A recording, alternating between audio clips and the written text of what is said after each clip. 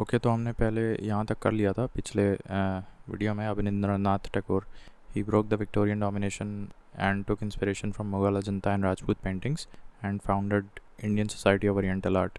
फिर एक ये है Nandlal Bose. Actually he painted the famous that painting in which the Gandhi is painted walking on a black background frame. It's a very famous painting. So Nandlal Bose not only painted that famous painting, and he was also the first recipient of the scholarship offered by this institution, Indian Society of Oriental Art, in 1907. So this very institution, Indian Society of Oriental Art, was made by or set up by Abanindranath Tagore, that we have read about here. Okay, now moving on to the next point. Here we have H.W. Nevilson was a British journalist associated with Swadeshi movement. So इस movement के को coverage इन्होंने दिया था. स्वदेशी movement को cover किया था इन्होंने. H.W. Nevinson. Now he was a member of the Deccan Education Society and joined Congress in 1888 at Allahabad session. He was political guru of Gandhi and editor of Sudharak. Who was he? So he was Gokhale, and later in 1905 he presided the Indian National Congress Benares session, and he founded the Servants of Indian Society, of which other members were B.N. Rao, Setalwad, M.N. Joshi, Alladi Krishnaswamy. So this is a little too much to remember, but I'll simplify this. So Gokhale was the founder of Servants of India Society. I think that was founded in somewhere around 1905 or 6, I guess. Servants of India Society, he was the founder of this body, but actually he was also a member of this body, Deccan Education Society. Now he joined the Congress in 1888. That's a very unique numbers, easy to remember. So Gokhale joined Congress in 1888 at the Allahabad session. We already know that he was political guru of Gandhi, and this newspaper, actually Sudharak, is related to Gopal Krishna Gokhale, and he was the founder of this body, Servants of India Society. There were a few other members also who were part of this society. So there were B.N. Rao, Setalwad, Alladi Krishnaswamy, and M.N. Joshi. And one last fact, that he presided the 1905 Benares session of Indian National Congress. So that is all about Gopal Krishna Gokhale. Then moving on, Dadabhai Naoroji in 1892 became the Member of Parliament of the Liberal Party of the House of Commons in London. So I already knew that Dadabhai became Member of Parliament in London of the Liberal Party, and he presided 1886. Now these two sessions, I already know that he chaired these two sessions, 1893 and 1906, but I forgot this one, 1886. An year just after the formation of Congress, he presided the Indian National Congress session. Now Gokhale gave him the status of God, and G for Gokhale and G for God. So Gokhale was the one who gave Dadabhai Naoroji the status of God, and Dadabhai wrote Poverty and Un-British Rule in India. Everyone knows that. He worked as professor of Gujarati in University in London. So he was a professor of Gujarati in the University of London, and he was the first Indian to be appointed as the professor of math and physics in Elphinstone College, Bombay. So he was also a teacher of math and physics, but in Elphinstone College, Bombay, India. But as far as abroad, overseas, he used to teach Gujarati in the University of London. So quite a diverse experience in various subjects. Now 1907 Surat split that occurred in the banks of River Ravi. Then Muslim League was found in 1906 in Dhaka. Founding members were Shalimullah Aga Khan, who was the president of Muslim League, and Mohsin. Now everyone remembers only one, that is Aga Khan, but you should also remember a couple of more names, that is Shalimullah and Mohsin. They were also alongside Aga Khan during the formation of Muslim League in 1906 in Dhaka. Now the first session of Muslim League held in Karachi in 1907, that was presided by Adamji. Nobody's asking you where it occurred, because it's not Congress. We are only concerned with Congress, but still I'll tell you that the first session of Muslim League occurred in Karachi, and it was presided by Adamji. The headquarters of Muslim League was established in Lucknow.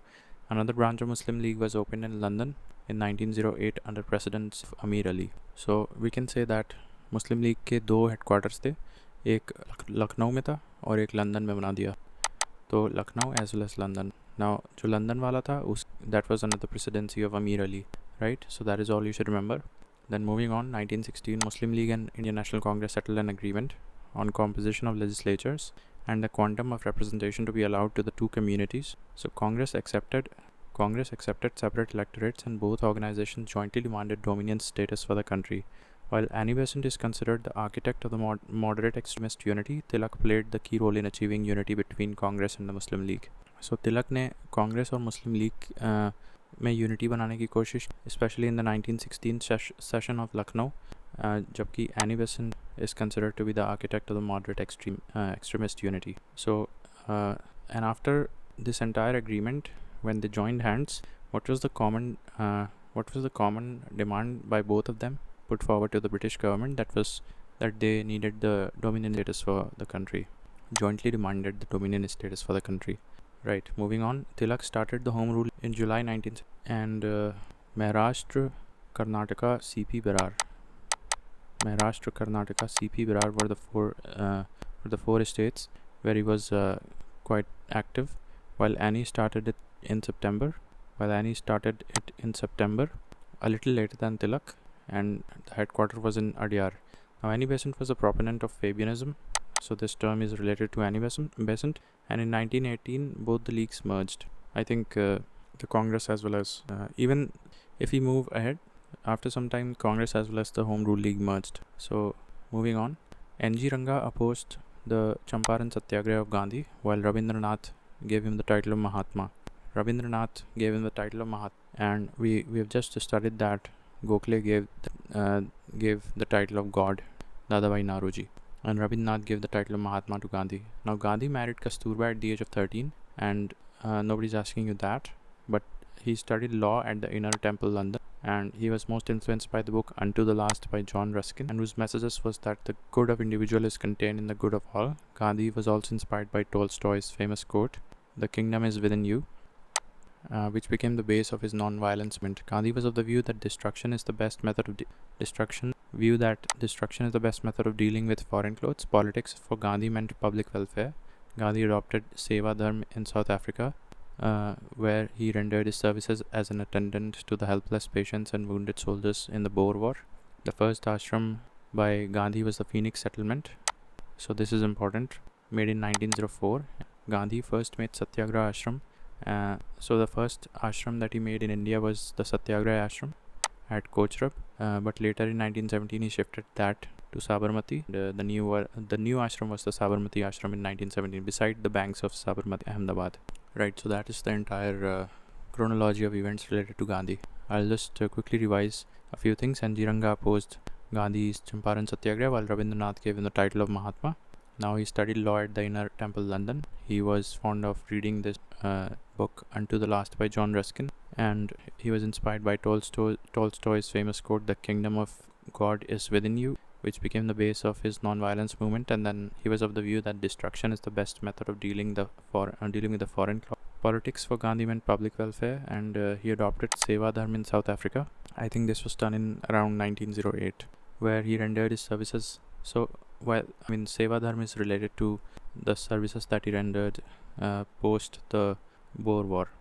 So it's kind of related with the Boer War. Now, the first ashram by Gandhi was the Phoenix Settlement. I think it was in 1907 in South Africa. The first ashram that he made in India was the Satyagraha ashram at Kochrab Bungalow, but later he shifted that to Sabarmati on the banks of river Sabarmati in Ahmedabad in 1917. So that is that. Okay. All right. Now, moving ahead towards the end of the 19th century, that's like 1890s, the German synthetic dyes forced the indigo dyes out of the market. Thus, European planters of Champaran को loss होने लगा था, and to compensate for their losses because of the lack of demand of the British indigo dyes, they started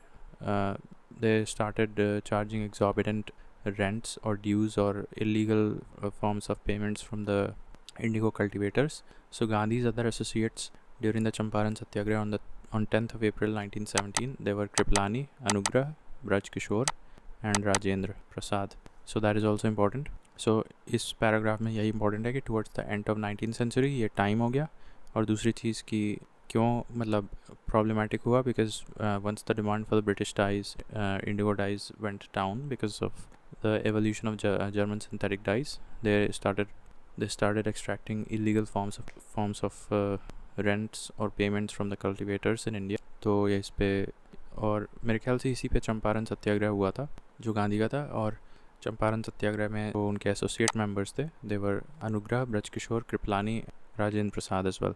Now Gandhi has strongly advocated development of cottages in villages, which will reduce the burden on agriculture. Thus, all villagers can get employment in their own villages, which will check the migration. So it will check the migration to urban areas. Gandhi believed that the economy of every country should be defined on the basis of and nature of its citizens. Well, that is a very generic analysis, so you can skip that. Just remember that he wanted cottage industry alongside agriculture as the base of economy for every village, so that villagers can get employment in their own villages and they do not have to migrate to the urban areas for better standards of living. Now, Gandhi first time went fast unto death the Ahmedabad Satyagraha in 1918, and the hunger strike went for about 21 days.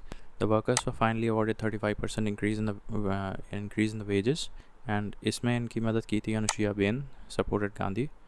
And this occurred in 1918. This is pretty much related to the previous paragraph that we read, and these were the 4 members who had Gandhi in the Champaran Satyagraha. The entire issue was I'm sorry, that is a different thing. I'm sorry. So that's a different Satyagraha, and this one is a different Satyagraha. So this is Ahmedabad Satyagraha immediately next year of Champaran Satyagraha, and this is related to some mill workers and their demand of increased wages. So Anushya Bain supported Gandhi. In 1903, Gandhi set up a law firm in Johannesburg and lived there from 1903 to 1910. That is also important. It gives you an idea that he was in Johannesburg from this period to this period. Alright, Gandhi established a law firm in Johannesburg in 1903 and worked in that from 1903 to 1910. That is important. Moving on, Gandhi gave his first public speech in Varanasi, and what is morally wrong can never be politically right, and he was referred to as one-man boundary force by Mountbatten. So this is important. Who considered or who made this a statement or phrase, one-man boundary force? It was made by Mountbatten. And on the death of Gandhi, Nehru said that the light has gone out of our lives. So this statement was said by Nehru, and this statement was said by Mountbatten. So Gandhi did not participate in the Vaikom Satyagraha directly, but got into Rajkot, Kheda, Champaran cooperation movement directly. So he did not participate in the Vaikom Satyagraha. That is all you should remember here. Now, Pyarelal was his sort of assistant cum secretary during the Noakhali period, or in general as well, not just during this period. And Dr. Sushila was his personal doctor. So Sushila was Gandhi's doctor, and Pyarelal was sort of secretary. Now, Gandhi resigned from Congress in 1934. That's a very important fact. He called the Yerwada jail as Mandir. Charles Andrews lived with Gandhi in the Phoenix Farms. So ये वहीं पे उनके दोस्त बन गए थे, Phoenix Farms, and he had accompanied Gandhi in the round table conference at London, and Gandhi gave him the title of Deen Bandhu. Desh Bandhu to C.R. Das the. So Gandhi gave him the title of Deen Bandhu. Not C.R. Das. Deen Bandhu was C.F. Andrews, and who met Gandhi in Phoenix Farm and also accompanied Gandhi in the Roundtable Conference, whereas C.R. Das is termed as Deshbandhu. So Charles Andrews served as president of AITU from 1925 to 1927. So that is an important fact to remember, that C.F. Andrew was All India Trade Union के ये president थे 1925 से 1927 के. Right, सो Charles Andrews के बारे में मैंने बता दिया. वो गांधी जी को फिनिक्स फार्म में राउंड टेबल कॉन्फ्रेंस लंदन ले गए थे, एक company the, and Gandhi gave him the title of Dean, and Charles Andrews served as the president of All India Trade Union from 1925 to 1927. ठीक है, तो C.F. एंड्रूज के बारे में मैंने बता दिया. और अब नेक्स्ट हम ये देख रहे सी एफ एंड्रूज, जमुना लाल बजाज. जैसे मैंने बताया, C.F. Andrews was the president of AU from 1925 to 1927. उसी तरह से जमुना लाल बजाज की अगर हम लोग बात करें, सो जमुना लाल Bajaj was the AICC treasurer for many years and went to jail in 1930. अब ऑल इंडिया कांग्रेस कमेटी के ट्रेजरर थे जमुना लाल Bajaj. So he was good, must have been good with finance and audit sort of things. So he was the treasury sort of officer for the AICC, and he went to jail in 1930. Now Gandhi called him as his fifth son. He participated in the non-cooperation movement and renounced the title of Rai Bahadur. So he renounced the title of Rai Bahadur in 1921. Alright, so we were studying about Jamna Lal Bajaj. He was the AIC treasurer, although he was jailed in 1930, and Gandhi used to call him as his fifth son. And during the non-cooperation, he was the one who had renounced his title of Rai Bahadur 1921, or somewhere around the non-cooperation movement. इतना आपको याद रखना है. In 1923, in memory of Jallianwala incident, it was decided to launch flag procession in Nagpur, but the government banned it. Still, Jamnalal went ahead with the flag satyagraha and was arrested for 18 months. So now we know that he was arrested couple of times. One in 1930, and then in 1923 in the memory of Jallianwala incident. Then also he is actually associated with this flag procession in Nagpur, but the government banned it. Still, Jamnalal went ahead with flag satyagraha and was arrested for 18.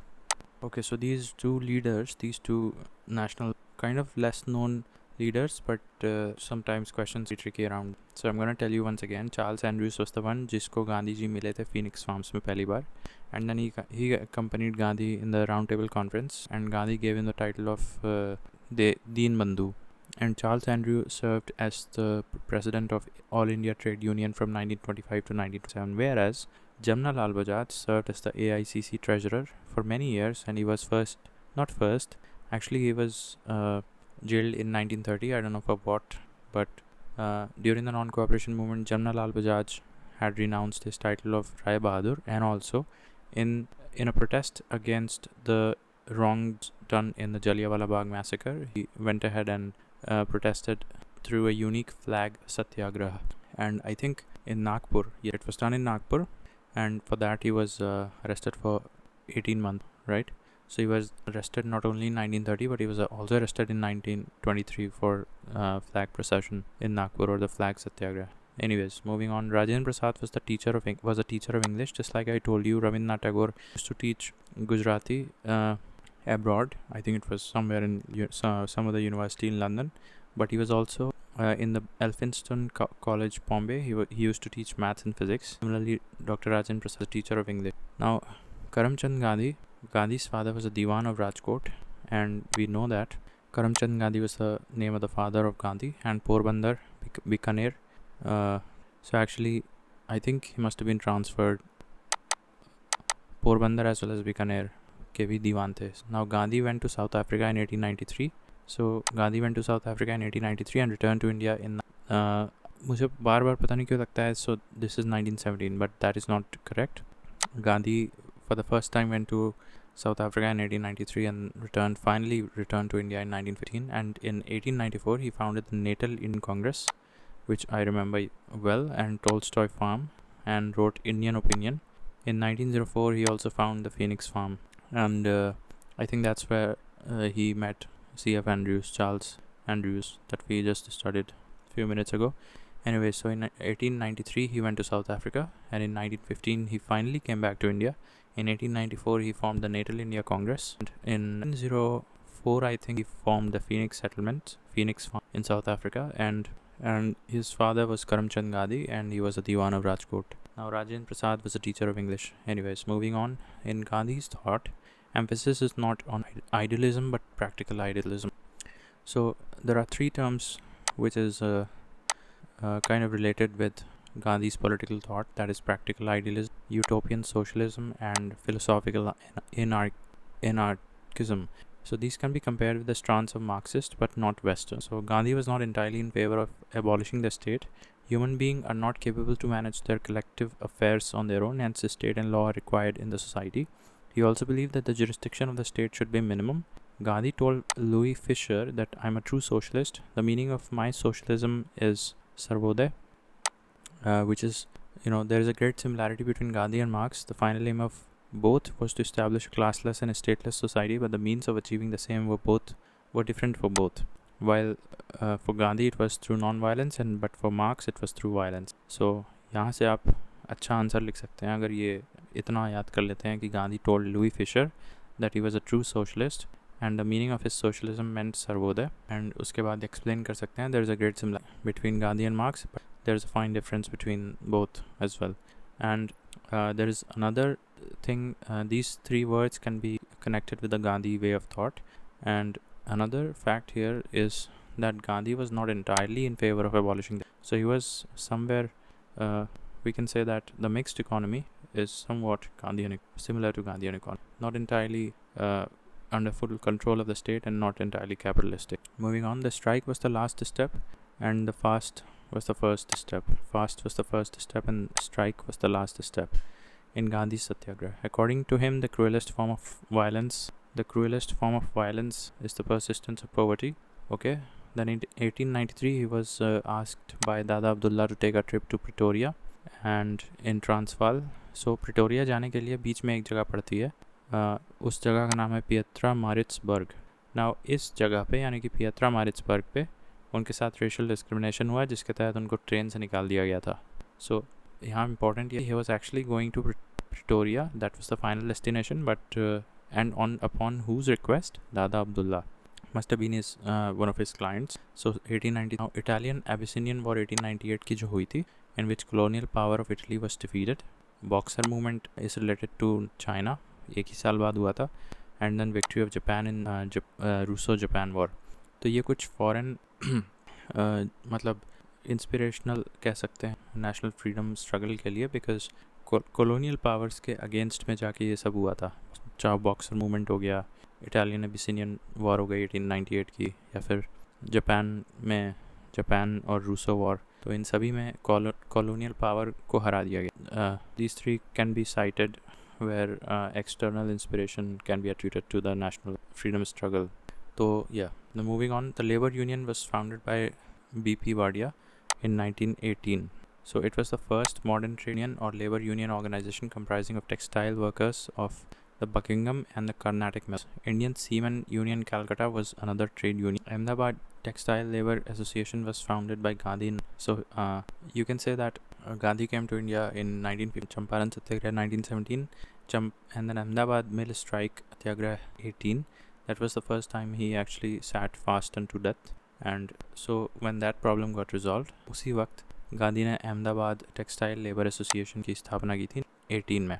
Year is not important, but was the founder of Ahmedabad Textile Mill. Similarly, the first of its any kind of modern trade union for the first time was made by B.P. Wadia in 1918. So that is also, and it was actually made comprising of out of the workers of the Carnatic Mill and the Buckingham textile workers of the Buckingham and Carnatic Mills. इनको मिला के एक labour union organisation था, जो कि पहला था अपने आप में तरह का लेबर यूनियन ऑर्गेनाइजेशन अभी तक नहीं बना था. सो द फर्स्ट किसने बनाया? 1918 B.P. वाडिया ने. Now there is another person, N.M. Lokhande. So N.M. Lokhande was the pioneer of labour movement in India.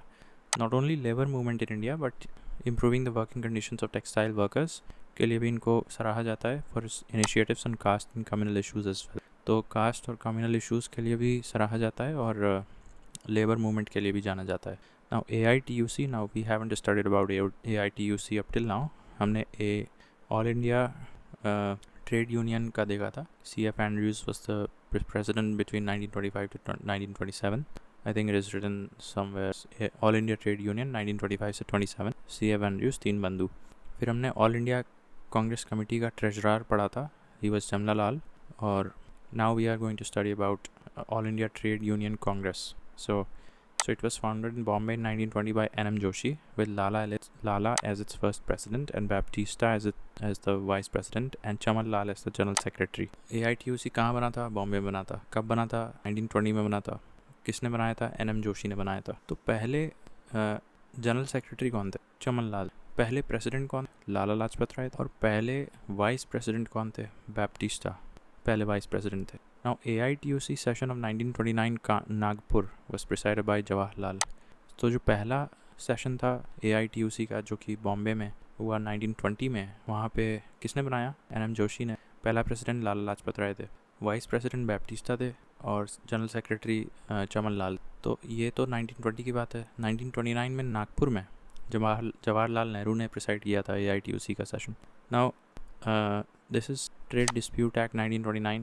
Now this was the act which prohibited strikes without noticing public utility services like railway, postal, telegraph, telephone, etc. And it is also provided for assist tribunals and a ban on strikes. ठीक है, so that is Trade Dispute Act 1929. I think इसके बारे में मैं लिखना चाह रहा था बट याद नहीं आया एग्ज़ाम में, बट ठीक है, क्योंकि ये और पब्लिक सेफ्टी बिल 1928. जब कहा जाता है स्वराजिस्ट्स ने क्या काम किया था अपने 2.5 साल के टेन्योर के काम में, द डिफीट और repealment of these two bills was one of the achievement. तो एक पब्लिक सेफ्टी बिल था 1928 और एक trade dispute act 1929. which prohibited strikes in public utility services like railway, postal, telegraph, etc. And it also provided for a system of tribunals. ठीक है. Now, Communist International was founded in 1919 by Vladimir Lenin, and M.N. Roy visited Moscow in 1919 and became member of Communist International. Next year, that is in 1920, M.N. Roy, along with Awani Muhammad Shafiq and Muhammad Ali, founded the CPI in Tashkent in 1920. Now, ये हम Kanpur Bolshevik conspiracy हम लोग जानते हैं. Leaders like M N Roy, M Ahmad, Usmani Dange, Singaravelu were tried to deprive the emperor of his sovereignty of British India. Historically, the militant phase of trade union in India was from 1926 to 39 under M N Roy, M A Ahmed, S A Dange, Usmani etc. ये point important है कि जो militant phase of trade union movement हुआ था वो 1926 से 39 के बीच हुआ था, और किसके अधीन हुआ था? ये लीडर्स थे, एम एन रॉय थे और उस्मानी थे, डांगे थे, सिंगर वैल्यू वगैरह, यही लोग थे. सो इसकी मतलब इंसेप्शन देख लेते हैं कैसे हुआ था.